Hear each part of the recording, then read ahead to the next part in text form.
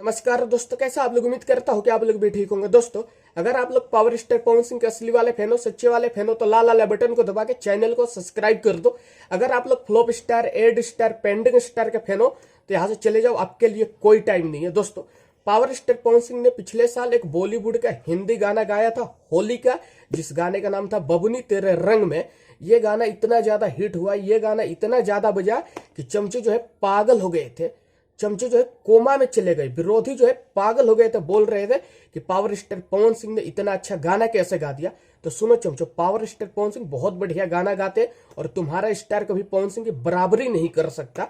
जी हाँ दोस्तों, पवन सिंह का यह गाना काफी ज्यादा हिट हुआ और सलीम सुलेमान का गाना था।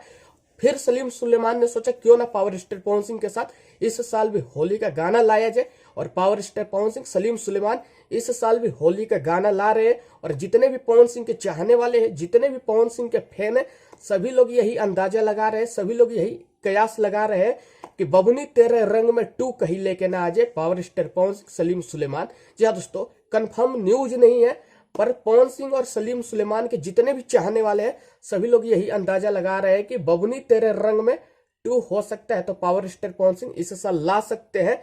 और अगर बबुनी तेरे रंग में 2 नहीं आएगा तो हिंदी गाना जरूर आने वाला है होली का, वह भी सलीम सुलेमान के साथ, और पूरा तहलका मचा के रख देगा ये गाना, और चमचे जो है पागल हो जाएंगे। पवन सिंह का फैन हो आप लोग तो इस वीडियो को इतना शेयर कर दो कि विरोधियों तक ये वीडियो चली जाए।